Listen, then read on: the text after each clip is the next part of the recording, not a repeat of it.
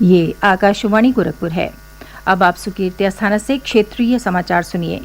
प्रधानमंत्री नरेंद्र मोदी ने आज सुबह नए संसद भवन की छत पर राष्ट्रीय प्रतीक चिन्ह अशोक स्तंभ की प्रतिकृति का अनावरण किया। श्री मोदी ने नए संसद भवन के निर्माण कार्य में लगे श्रमजीवियों से भी बात की। 9,500 किलोग्राम कांसे से बने राष्ट्रीय प्रतीक चिन्ह की ऊंचाई 6.5 मीटर है। इसे संसद की नई इमारत के सेंट्रल कक्ष के शीर्ष पर लगाया गया है। आज विश्व जनसंख्या दिवस है। ये दिन हर वर्ष 11 जुलाई को मनाया जाता है। इसका उद्देश्य दुनिया भर में आबादी से जुड़े मुद्दों पर लोगों की जागरूकता बढ़ाना है। विश्व जनसंख्या दिवस की शुरुआत 1989 में संयुक्त राष्ट्र विकास कार्यक्रम की संचालन परिषद ने की थी। विश्व जनसंख्या दिवस के अवसर पर मुख्यमंत्री योगी आदित्यनाथ ने लखनऊ स्थित अपने आवास से जनसंख्या स्थिरीकरण पखवाड़ा की शुरुआत करते हुए एक जागरूकता रैली को रवाना किया।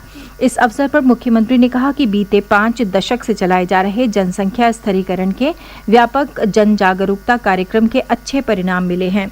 उन्होंने कहा कि एक निश्चित जनसंख्या वृद्धि दर का होना एक उपलब्धि है।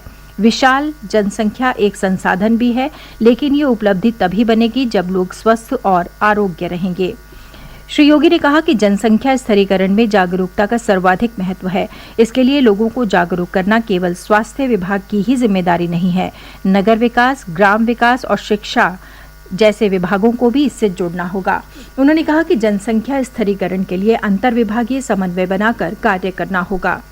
इस अवसर पर नवविवाहित जोड़ों को परिवार नियोजन के प्रति प्रोत्साहित करने के उद्देश्य से शगुन किट प्रदान की गई।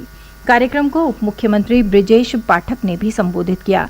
प्रदेश के लगभग सभी जिलों में विश्व जनसंख्या दिवस के अवसर पर लोगों को जागरूक करने के लिए रैलियां निकाली गईं और संगोष्ठियों के आयोजन किए गए।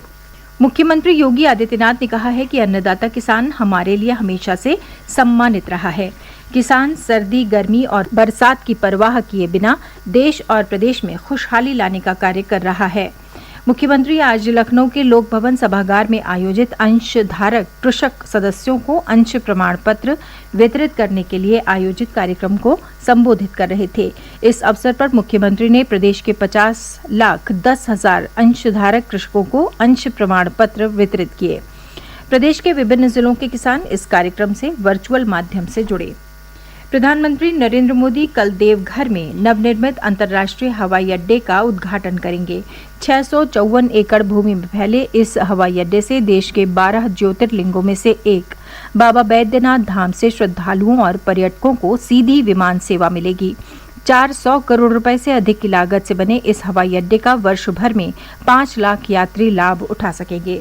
प्रधानमंत्री बाबा बैद्यनाथ धाम मंदिर में पूजा अर्चना भी करेंगे और धार्मिक पर्यटन को बढ़ावा देने के लिए पर्यटन मंत्रालय की प्रसाद योजना के तहत स्वीकृत बाबा बैद्यनाथ धाम मंदिर क्षेत्र के विकास का उद्घाटन भी करेंगे। प्रधानमंत्री मोदी बाद में देवघर कॉलेज मैदान में एक जनसभा को भी संबोधित करेंगे। मुख्यमंत्री योगी आदित्यनाथ ने प्रदेश में इको टूरिज्म की असीम संभावनाओं को आकार देने के लिए प्रयास और तेज करने की जरूरत पर बल देते हुए कहा कि प्रदेश में इको टूरिज्म बोर्ड का गठन किया जाना उचित होगा। उन्होंने इको टूरिज्म को गति देने के लिए पर्यटन, सिंचाई, वन, आयुष और ग्राम्य विकास विभागों को एकजुट होकर प्रयास करने का आह्वान किया। मुख्यमंत्री ने कहा कि समन्वित प्रयासों से आज प्रदेश नेचर, कल्चर और एडवेंचर का संगम बन रहा है।